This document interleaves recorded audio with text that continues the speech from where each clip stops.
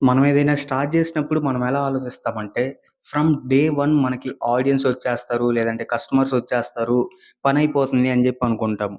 But in reality మనకు audience ఎలా వస్తారు? లేదంటే కస్టమర్స్ ఎలా వస్తారు? సీ యూట్యూబ్ అయినా, లేదంటే బిజినెస్ అయినా 2 ఒకేలాగా నడుస్తాయి. ఒకటి మన మాట అంటే మనం మాట్లాడితే ఎవరు వినడానికి జూస్తారు? ఒకటి మన ఫ్యామిలీ, 2 రిలేటివ్స్ లేదంటే ఫ్రెండ్స్, ఇంకా అది గాకపోతే ఎవరైనా ఇన్‌ఫ్లుయెన్సర్ మనకు నచ్చినోళ్ళు మాట్లాడితే వింటాము. అండ్ వీళ్ళు గాకుండా ఇంకెవరైనా మాట్లాడితే మనం ఫస్ట్ వినడానికి ఎప్పుడు ట్రై జేస్తామంటే, ఓన్లీ వెన్ వాళ్ళు ఒక కరెక్ట్ పాయింట్ మాట్లాడుతున్నప్పుడు.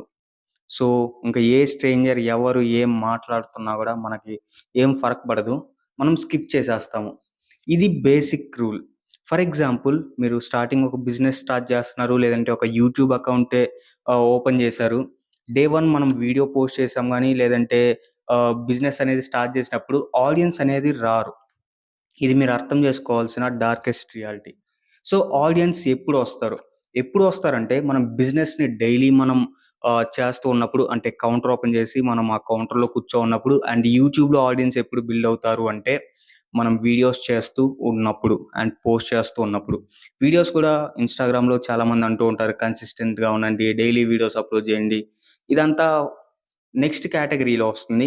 ఫస్ట్ బేసిక్ థింగ్ ఏంటంటే, మనం ర్యాండమ్‌గా వీడియోస్ చేయడం అండ్ బిజినెస్ కూడా చేస్తున్నప్పుడు ఫస్ట్ మనం ఆ షాప్‌ని ఓపెన్ చేసి మన ఎగ్జిస్టెన్స్‌ని చూపించుకోవాలి. యూట్యూబ్ అయినా, బిజినెస్ అయినా. ఈ ఎగ్జిస్టెన్స్‌ని మనం చూపించినప్పుడు బిజినెస్ అనేది ఎవరో ఒకరు కస్టమర్స్ అనేవి ప్రాబ్లమ్స్ వస్తూ ఉంటాయి.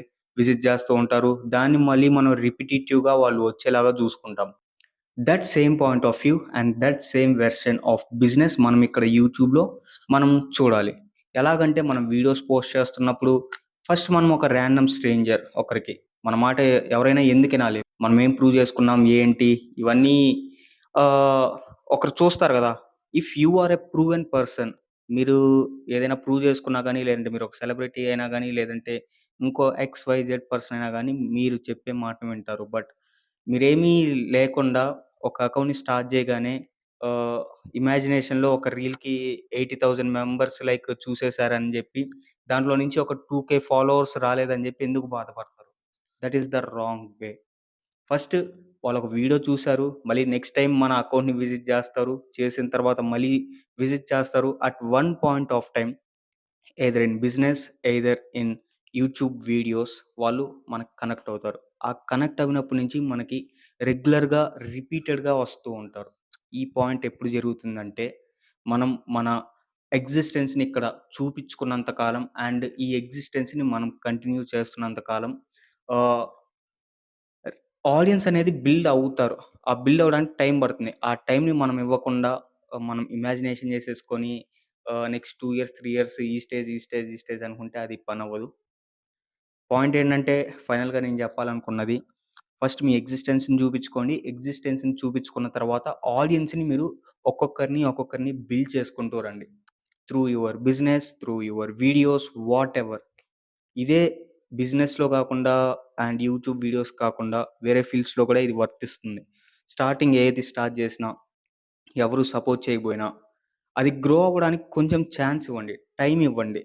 ప్రతీదీ వర్కౌట్ అయిపోతుంది. అండ్ ఆ టైమ్ లైన్‌ని మీరు అర్థం చేసుకోండి. ఆ టైమ్‌లో మీరు ఏం చేయాలన్నది కూడా మీరు అర్థం చేసుకోండి.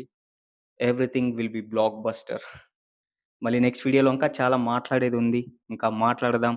అంటిల్ దెన్ దిస్ ఈస్ తెలుసు కదా! Vishnu Chamarthi signing off.